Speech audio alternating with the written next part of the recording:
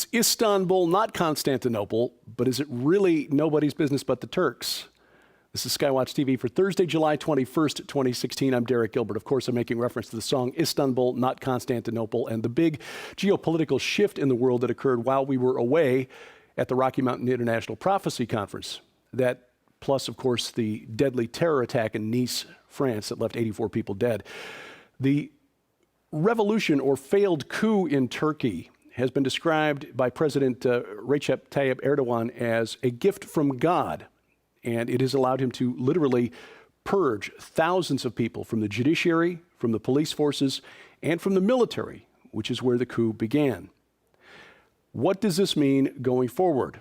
At the conference, had the opportunity to talk to a number of scholars who pay close attention to what happens in the Middle East and get their take on what happened last weekend in Turkey. And this is an auspicious day on many continents. Things are looking up. You and I have talked about Brexit, and on this very day, we're talking national politics in the United States, and we're talking major shakeups in the Middle East, going back to Turkey. And apparently, Recep Tayyip Erdogan has fled the coup. Is looking out to save himself. Here's the thing, and you may know more about this than I do. ISIS and Erdogan had worked out a pretty good deal together. Well, it appears that there was a handshake agreement between the two where the Islamic State was able to use a Turkish route to move oil that it was taking to the black market and was selling from a Turkish port.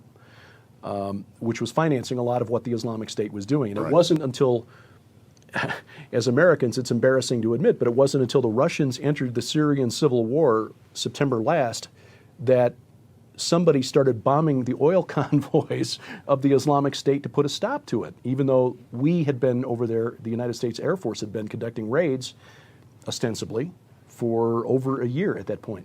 So it could be that the military in Turkey, which is more secular, less Islamist than Erdogan, who wanted to restore the caliphate, the Ottoman Empire. He had neo-Ottoman ambitions. It could be that the military finally had enough of this cozy relationship with the Islamic State and decided to just take Erdogan out of the picture. And the Islamic State has had nothing but green lights and blue skies for a long, long time because essentially we're not opposing the rise of the old caliphate, which is an odd position for our government to take. But I have to say, and particularly as a Bible teacher, our government has fled from its traditional moral underpinnings. The moorings that have held this society together, from the Joint Chiefs of Staff on down, you used to be able to say those are Christian gentlemen, and the Army, Navy, and Air Force chaplains were Christian gentlemen. And now Christianity is being ushered out of the military. Our military is becoming secularized, and it's allowing things like ISIS, the rise of the old empires, to occur. Well, there was a really interesting report that came out several months ago. The investigative reporter Seymour Hersh, who interviewed a number of high-ranking government and military officials, found, if his reporting is accurate, that the Pentagon was conducting some back-channel communications with the government of Bashar al-Assad in Syria because they were upset. The Pentagon hierarchy was upset at the direction that the White House, the Obama administration, was taking regarding the situation in Syria, especially with the Islamic State. And they were feeding intel to the Syrian army, basically, through Germany, through Russia, in order to help the Syrian government keep the Islamic State under control. In other words, if Mr. Hersh's reporting is correct, and I have no way to verify that, but if his reporting is correct, what we've seen in the United States in 2016 was as close to the situation that appears to be developing in Turkey as you can get without actually having a 7 days in May scenario where the Pentagon actually takes over. Yeah, absolutely. So apparently some of our generals and admirals have the same sense of the situation that we have. And those of us who are watching from the outskirts have no idea what these men are thinking, plotting, planning, except that the situation in the Middle East is being left to chance instead of guided, instead of being nurtured along in a particular direction. And at the same time, we have distanced ourselves from Israel and the Netanyahu government. So what we're looking at here is what Bible prophecy talks about. I think we're seeing the setup for a Middle East war in which tensions are increasing daily until something snaps. And up to the north, you have Vladimir Putin, who has done some interesting things lately. He has come out essentially announcing that he is a member of the Russian Orthodox Church and considers himself Russian Orthodox in a historic sense, rather than communist or socialist. Wow. Which I think is revolutionary. Well, and this dovetails with the research that Chris Putnam and Tom Horn pulled together for their new book, The Final Roman Emperor, the Islamic Antichrist, and the Vatican's Last Crusade, in which they point out that the Russian Patriarch Kirill, who is the head of the Orthodox Church, is, like Mr. Putin, former KGB. Yes, there you go. And so all of the powers are shifting very gradually, and we won't know it until something snaps. It's amazing time to be alive. It is. It really is. With us here at the Rocky Mountain International Prophecy Conference is an expert on national security and foreign affairs. He spoke this morning at the conference on his forthcoming book, Future War, Super Soldiers, Terminators, Cyberspace, and the National Security Strategy for 21st Century Combat, Lieutenant Colonel Bob McGinnis. Bob, obviously, we're seeing things happen overseas while we're here at the conference that are just reverberating around the globe. Of course, the terror attack in Nice, France, a couple of nights ago, and then overnight, last night into this morning, apparently a coup attempt foiled in Turkey. What is your assessment of the situation? Well, the Turks have an internal conflict in a number of ways. Erdogan, who's the president, of course, has, I think, neo-Ottoman ambitions. That is contested, of course, by the Iranians, who have a desire to spread their Shia religion all the way to the Med. And at the same time, the Saudis are trying to push their Sunni agenda, which is, of course, behind the scenes encouraging ISIS and the likes. The military, meanwhile, in Turkey has been under Ataturk a century ago, a very secular organization. He came in and said, no, we want to be more like the West and less like the Middle East that are so troubled by these religious differences. And so you've had this ongoing conflict. Erdogan and his predecessors have purged the military a number of times, chopping off the top military people. But on the underside, we continue to see a lot of hesitancy, a lot of pushback, a lot of reservations about this grandiose plan by Erdogan.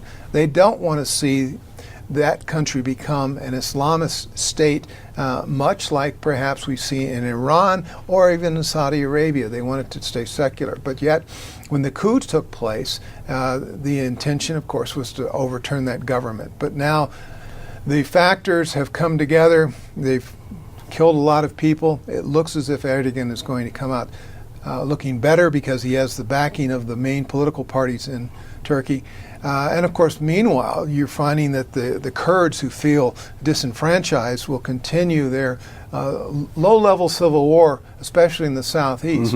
Now, how that plays out against ISIS, against the Syrian regime, and the whole mess that is evolving in that region, that's to be determined. We do have a base at Incirlik, which we fly F-16s and other aircraft out into Syria. The Turks have been cooperative. The Turks are very good allies of ours, clearly with NATO.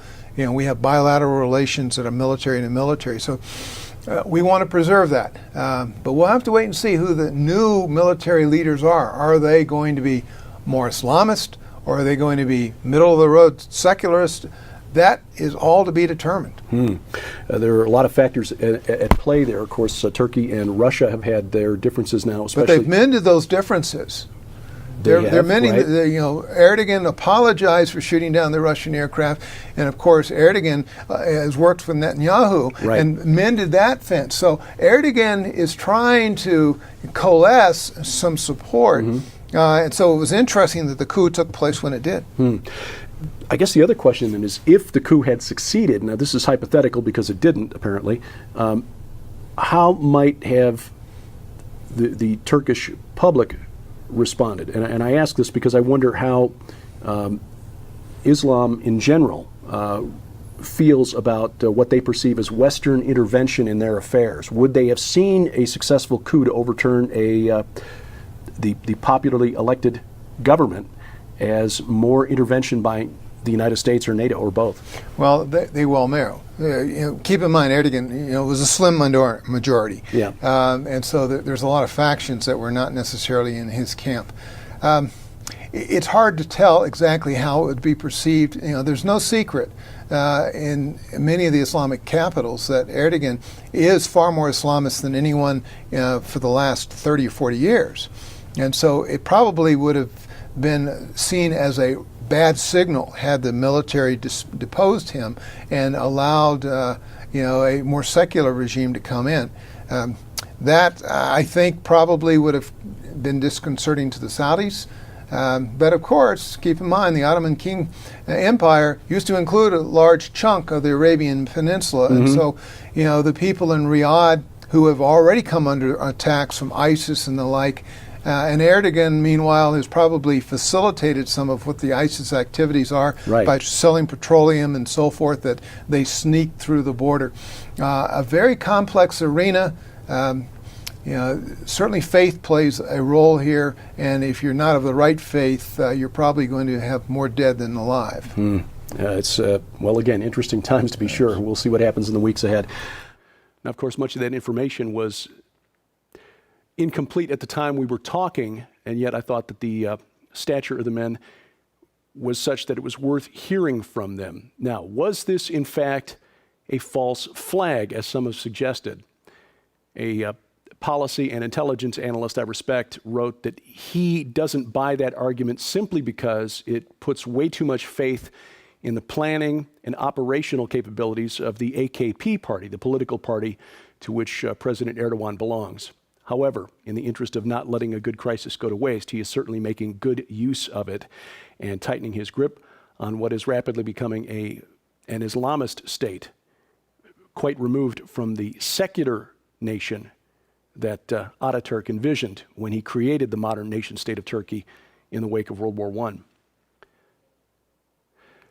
The Rocky Mountain International Prophecy Conference was a wonderful experience. Sharon and I truly enjoyed our time there. I know that Josh and Christina Peck, Chris and Shelley Putnam, Tom and Nita Horn, Joe Artis, all from the SkyWatch TV team who attended, really enjoyed the fellowship, getting to meet and make new friends, and of course the information presented by the range of speakers, everything from archaeology to fringe xenobiology. If you haven't seen L.A. Marzulli's presentation, you will want to get the DVD set. And there's still time, by the way, to order the live streaming package because all 41 presentations at the conference have been archived online.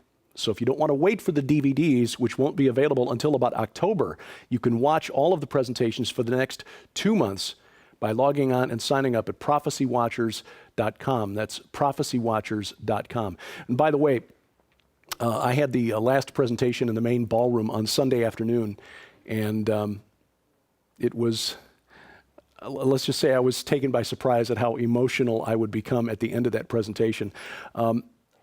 I cut it way down. I had originally come into the presentation planning with about 2 hours worth of material, and I had to cut it down to try to fit it into the schedule. I didn't want people missing their flights, but this weekend I have an opportunity to deliver an extended version of the presentation to put back all of the stuff that I cut for time. This weekend I'll be delivering in 2 parts the talk, The Great Inception, Satan's Psyops from Eden to Armageddon at Morningside. That is Jim Baker's church in Blue Eye, Missouri. And the talks will be presented live, streamed live to the internet at no charge. So if you're interested in seeing all of the stuff that I cut out, which includes everything from ancient coneheads to Aleister Crowley to Cthulhu and how it relates to the spiritual war in which you are deployed, You'll find that online at jimbakershow.com. Look for the live streaming link, jimbakershow.com, Friday and Saturday night at 7 p.m. Central Time. We've extended the offer for the new SkyWatch TV magazine. The first issue is already out, but you still have time to take advantage of the 5 years for the price of 3 special deal, plus the brand new book, I Predict. But that offer expires this Sunday, July 24th. Tell you more about that at the end of this program. This week on SkyWatch TV, in terms of number of views on our Roku channel, he is one of our 2 most popular guests, and that is Steve Quayle. He's back talking about his book, Empire Beneath the Ice, explaining why the Nazis actually won World War II. Now, if you haven't seen the program yet, you'll have another opportunity Saturday, actually 2 opportunities, Saturday at 3:30 p.m. Central Time on the Victory Television Network, and then Saturday night in the Tampa-St. Petersburg area, that's WCLF Television. Again, Steve Quayle, Empire Beneath the Ice, also available on demand at the SkyWatch TV channel on Roku and the SkyWatch TV channel on YouTube. Also the SkyWatch TV channel on Vimeo, all 3 of those places. On demand, Steve Quayle and Empire Beneath the Ice. We also have exclusive web content. Another interview this week with Reverend Dr. Robert Bennett. He talks about Christians and conspiracy theories. It's good to have a questioning mind. In fact, Jesus told us to love God with all of our heart, soul, and mind. But there comes a time when you have to take off the tinfoil hat. Reverend Dr. Robert Bennett, author of I Am Not Afraid and Afraid, Demon Possession and Spiritual Warfare in America. That program, a web exclusive from SkyWatch TV only at skywatchtv.com and the SkyWatch TV channels on Roku, YouTube, and Vimeo. And of course, the exclusive online content includes this very program that you're watching, but also Into the Multiverse with Josh Peck, available on demand every Thursday, Sci-Friday, available, of course, every Friday, and forthcoming programs like Skywatch Women, The Supernatural Worldview with Chris Putnam, thank you, and Teens Rock, hosted by Joe Artis. All of those available through the website, skywatchtv.com, and the SkyWatch TV channel on Roku. And of course, at SkyWatch TV, we depend on your support to keep putting this information out there. Television time, as you probably guess, is not cheap. But we'd like to thank you for your support. And during the month of July, while supplies last, information to help you prepare for that spiritual war, 50 things you need to know about Satan and demons, and empowered by his presence, receiving the strength you need each day. We will send those books to you if you're a U.S. resident, and we'll do it for your donation of any size during the month of July. For more information and to donate, log on to skywatchtv.com. But of course, you can also help us with your mouse finger. Just a simple click is all it takes to share and spread the word. Click share, click like, click subscribe if you're watching on YouTube. And we do thank you for that. You'll find my stuff online at these places here: Facebook, Twitter, my website, and my new YouTube channel for my weekly interview program called A View from the Bunker. All of that there at those links. And my email address for your comments, questions, and suggestions, dgilbert@skywatchtv.com. Thank you for watching as we keep watch. I'm Derek Gilbert, and this is SkyWatch TV. Save nearly half off the cover price when you subscribe now to the brand new SkyWatch TV magazine. For a limited time, a 5-year subscription to SkyWatch TV magazine is just $99. That's more than $75 off the cover price, which is like getting 2 years for free. Exclusive content, articles on prophecy, discovery, and the supernatural from Tom Horn, Chris Putnam, Josh Peck, science updates from Sharon K. Gilbert, geopolitics from yours truly, and guest writers like Pulitzer Prize-nominated journalist Troy Anderson, renowned Bible scholar Dr. Michael Heiser, Pentagon advisor Lieutenant Colonel Bob McGinnis, and more. But there is more. As an early subscriber, you'll be the first to get this new book from Defender Publishing, I Predict What 12 Global Experts Believe You'll See by 2025. This is a $20 value and includes best-selling authors like Joel Richardson, Mark Biltz, Carl Gallups, Tom Horn, Paul McGuire, and more. Find out what they think about the coming war between ISIS and the Vatican, the future of the Temple Mount and the Ark of the Covenant, a worldwide manifestation of angels, and the coming age of human hybrids. And we'll also add this DVD, The Best of SkyWatch TV 2015, a $25 value, including our most compelling interviews from last year, including Chuck Missler, Steve Quayle, the discussion of the Georgia Guidestones with Chris Pinto, and more. All of this together worth more than $200. Yours now for just $99. Subscribe now. SkyWatch TV magazine. Just call the number on your screen or log on to skywatchtvstore.com.